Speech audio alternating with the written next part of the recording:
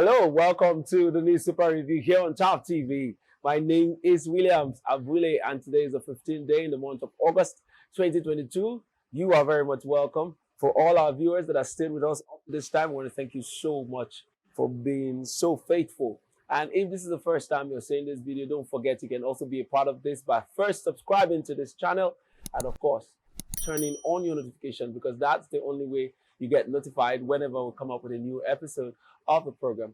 If you're wondering what we do here as a first timer, well, we take the headlines across newspapers around Nigeria and we go into the details by discussing some of the headlines that we read out here to you. And we'd like you to also be a part of it by dropping your comments and your reaction on the comment section. Well, for today to discuss these headlines with me is Mr. Victor Sioku.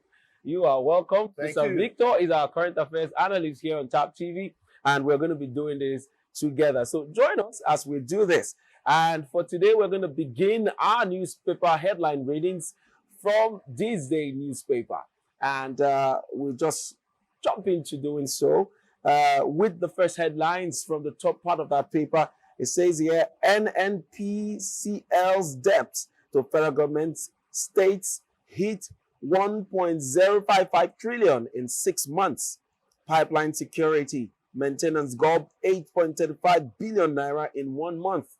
Saudi Aramco's revenues surged 90%, climbed to $4.84 billion in second quarter. All right, get details of all of that on this day newspaper. Moving on, we also see here Peter Side, first year of Nigeria's next president may be about blood, sweat, tears. All right, if you need to know why he said so, you'll go to page 50 of this day newspaper. That's where you get details of that story.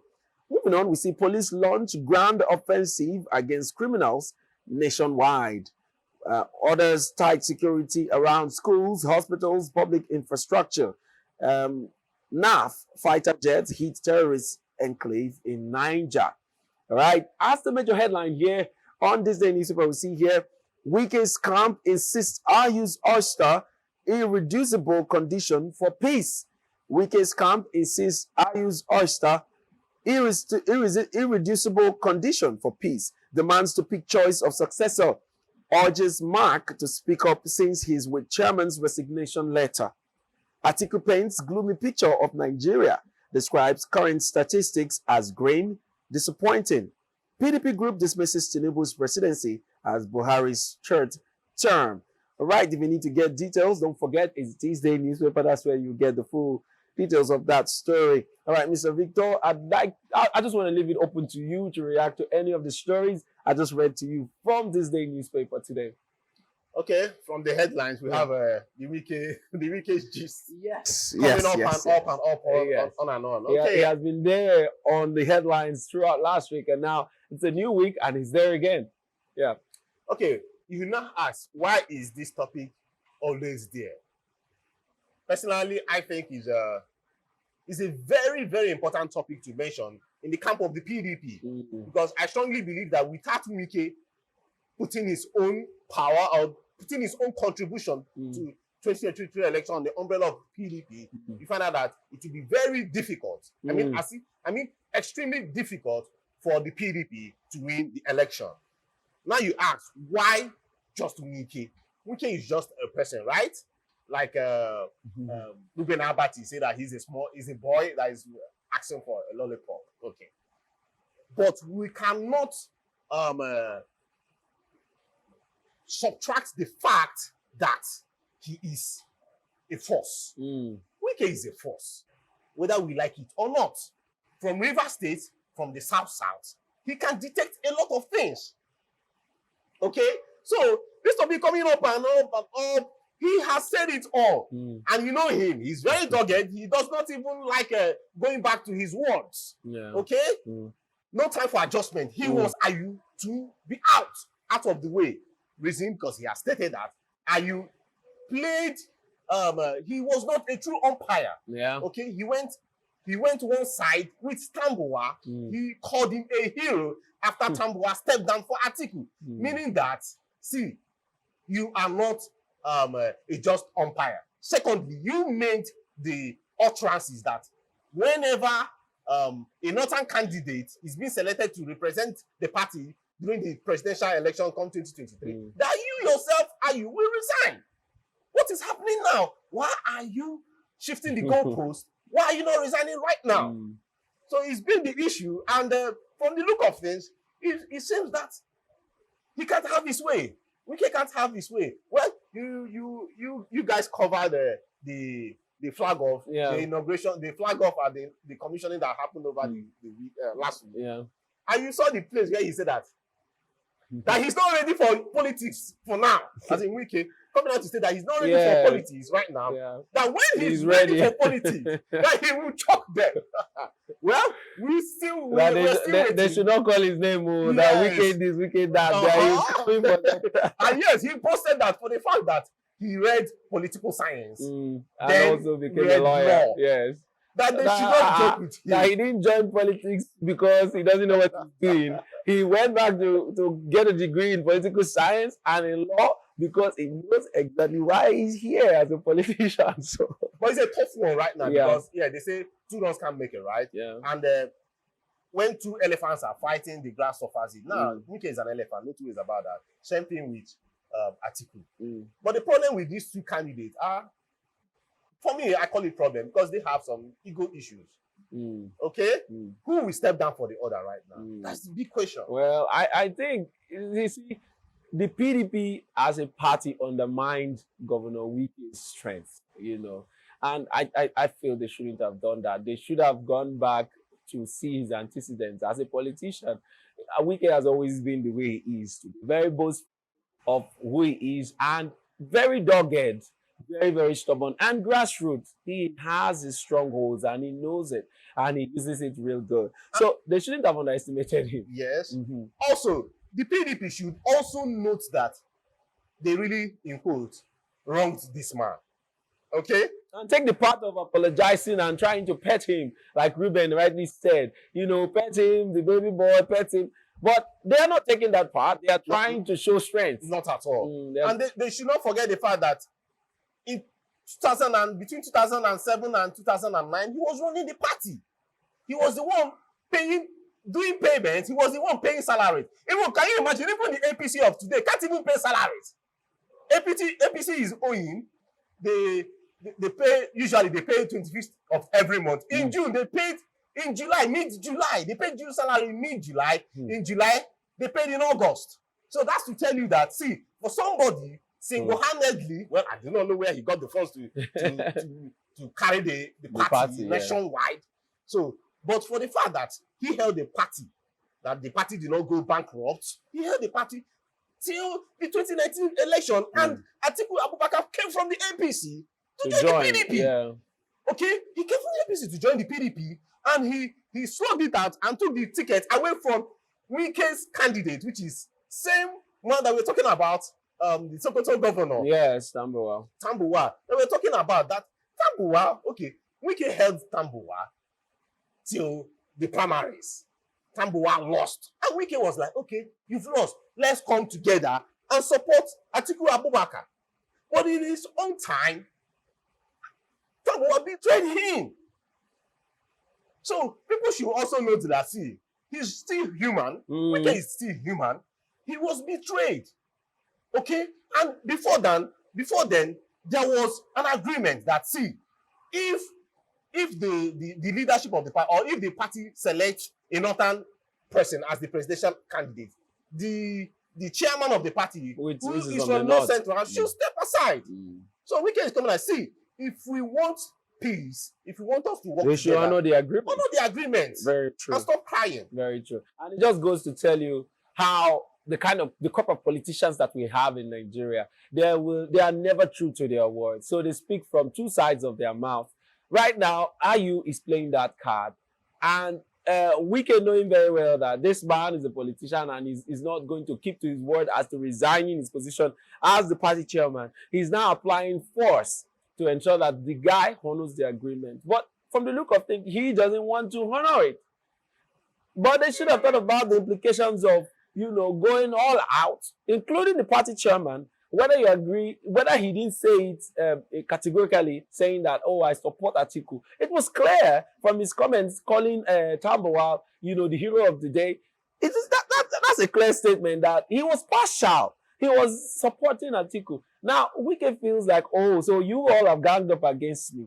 We still have an agreement that I will hold against you. And he's using that now. They should honor it, be honorable, and step down from the office. We still have some months to the elections. If you do it early, the house can still be put together and face the electioneer. But if they continue to drag, I don't think Wike is going to back down.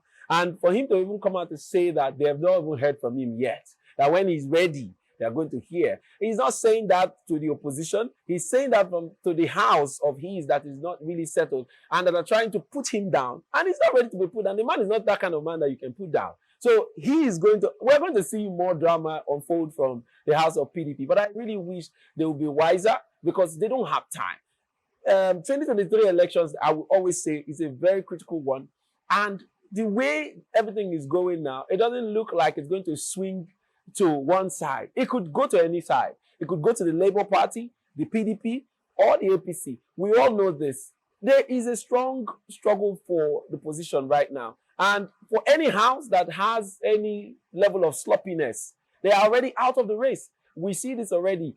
Some say, oh yes, the APC have made a very big mistake by fielding a candidate like Tinubu that is so old and may have lost idea of how to run Nigeria due to the fact that, Buhari already has, I mean, look at where we are today. He already has issues or ideas. He's running out of ideas on how to push us forward. The PDP, it's the same old face. We're tired of saying Atiku. I think you're the same man. We know you. You've been there. You've run for all the elections. We know you. You're the same person. Please. And then there's Obi. So you see, structure that doesn't, it doesn't have a structure. Exactly. This could go anywhere. Yes. So PDP should know this. If myself, I'm not even a seasoned politician, I could see this. The PDP should know this and do what they need to do on time. Let them have let them have some kind of confidence in pursuing, the goal. Well, it's up to them. We're still watching it, but I sure know that there will be a lot more drama unfolding from that house. And we're also watching our governor, our able governor, Wike, here in Rivers State. All right, we'll continue with the headlines, but this time we'll be going to the Daily Sun newspaper. And on the Daily Sun here, we see Ohaneze, the federal government, don't abandon Ekweremadu. 6 transfer of case to Nigeria. We also see here Ebonyi APC expels Omahi's opponent for senatorial ticket. Details you find on page 3 of the Daily Sun newspaper. As the major headline here on the Daily Sun, we see here Atiku, Wike comes in Make-Ma meeting. Demand for RU's resignation tops agenda. All right. Also, other headlines here, we see federal government goes tough on crude oil thieves to rescue economy. We also see NAV bombards terrorist enclaves, kills scores in Niger. IGP orders watertight security in schools, hospitals, orders. Bandits abduct Abia Catholic priest, demand 50 million naira ransom. And another major or sub-major headline we see here is how APC Northwest Governor Caucus demanded post of VP, SGF, NSA, key ministers from Tinubu, boast of region's importance to electoral victory. Game changes status. You find details of that on page 28 of the Daily Sun newspaper. Yes, just like you, I find this headline a bit funny and ridiculous. But then they have said what they have said. They say they want the vice presidential position. Yes. They want the secretary to the government of the federation. Yeah. They want Finance, national security advisor NSA. position. And key ministers from Tinubu just to support him. What are they really hoping to get out of this? interest everywhere. Just like what's happening with the PDP. And Wike is asking for this, asking for that. Well, unfortunately for Labour Party, which in quotes is the law thought for, they've not been talking about this. Maybe inside the offices and things are happening. Things are still happening. Okay, now Northwest. Yeah. Reports say that the major headman with all this is El-Rufai. El-Rufai, the governor of Kaduna State. He's the one that is driving this demand. Yes. So, like we mentioned, we've already said the positions that they want. But they are coming with some numbers which interest me a lot. The Northwest is made up of Kaduna, Katsina, Kano, Sokoto. And you know those guys have the numbers. These are the, how would I call it? Like, they are the game changers, as you say. Numbers, okay? Yeah. And they are saying that in the last election, the last 2 elections, 45% of APC votes came from there. That's a lot number. The last election, 38% of the votes. Yeah. So they have the numbers. So if they are making the noise, oh, come on, did I just use the word noise? If they are making this sound or the demand, I think they are coming from history. The numbers that they are coming they know their worth. Yes. Same thing happened with the PDP when Wike where Wike is an issue, because the South comes with their numbers for the PDP. So I really do not see it strange. In as much as somehow it'd be like they want all the whole juicy aside the presidency.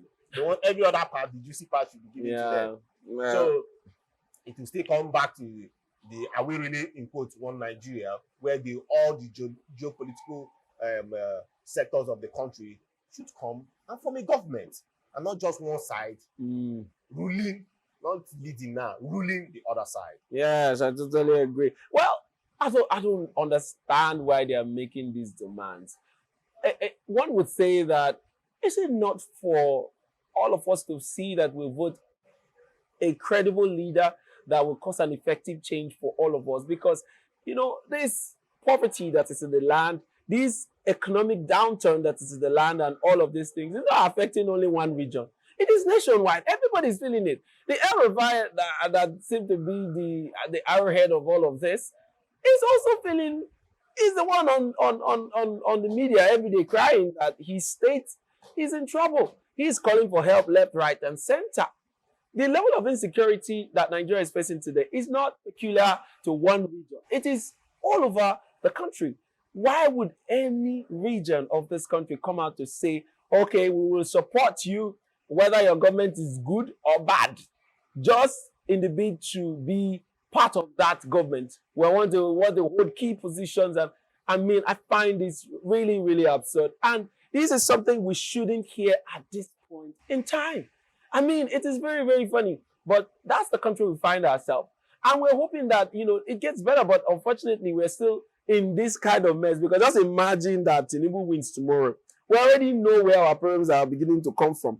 Because they will come up with all these kind of things and tell us that, oh, hey, my brother, you did not this or you did not that. And it's very unfortunate. It's very unfortunate. And now they're talking about this is trying to disunite the country. Yeah. As far as I'm concerned. Okay, so if the South and Southeast begin to make demands of Tinubu, say, so it turns out to be a government where Tinubu doesn't have control.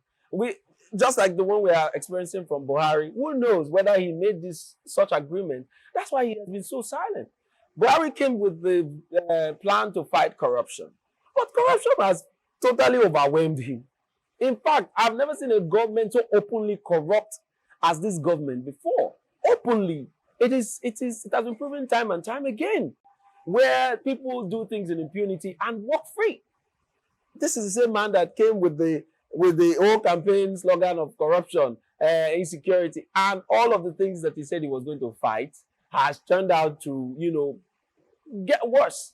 It's very unfortunate, but I honestly, for me, I just feel we shouldn't hear this kind of things on the news. But, well, it's there, and we just have to, manage the situations.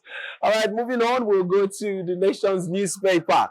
And on the Nation's newspaper here, we see kidnap kingpin Umeh, others get 7 years jail term. You find details of that on page 6 of the Nation's newspaper. We also see here Ohaneze.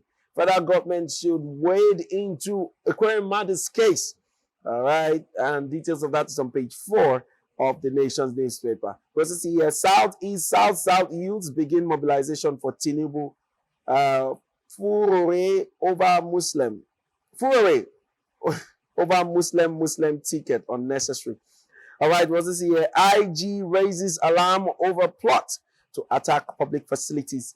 DCO abducted in Abia. Gunmen invade school, kill teacher in Nasarawa. Well, we've seen this report in almost all of the papers today, where we see the police IG, giving order for public facilities, government facilities to be well secured and all of that because of a security threat that was put out by these same terrorists and bandits. What's your reaction to that story? Okay, when it comes about crime, this morning I've been so down with respect to the news I got with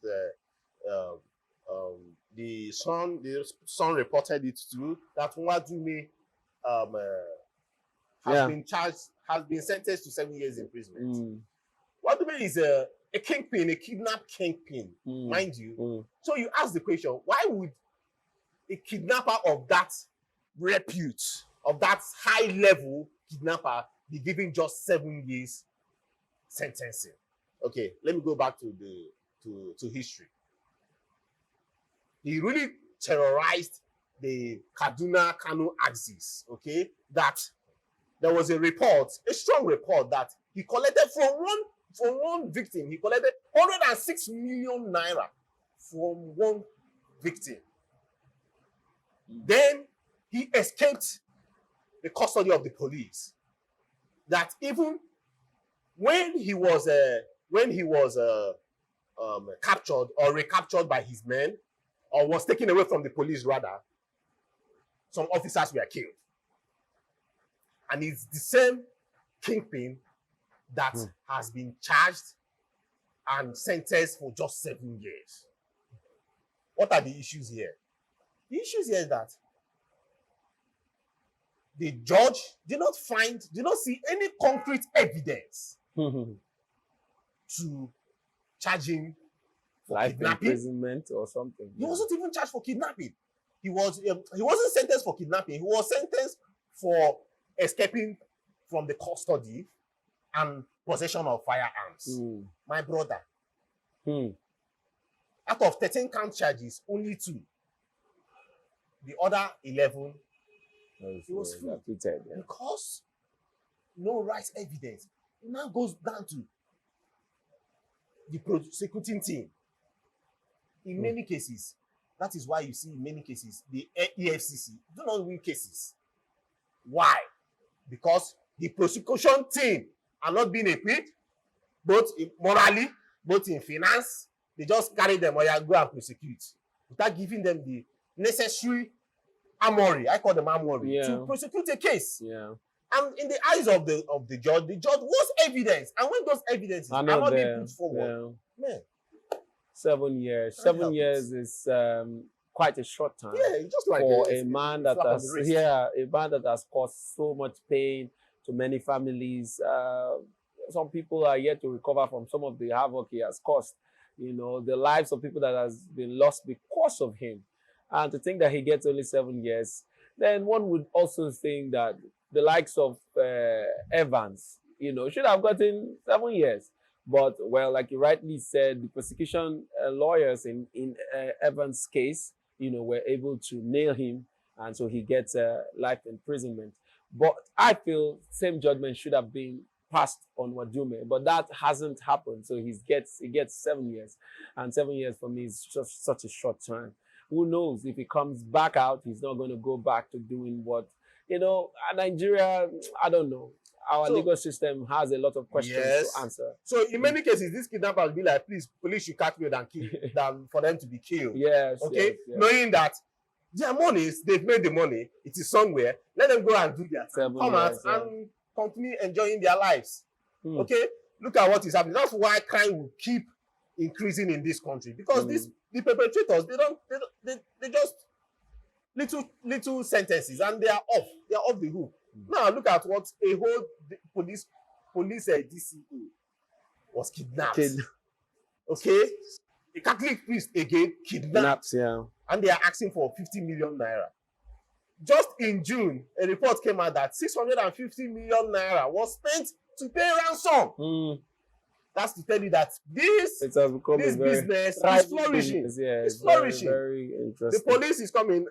The Inspector General of Police, Akali, has come out to say, okay, that the whole nation should be should be fortified, that stop and search should be raised, because the security alert is very high, that the police should go out and do the needful. Yeah. But you know, ask, even when they catch these criminals, what then happens?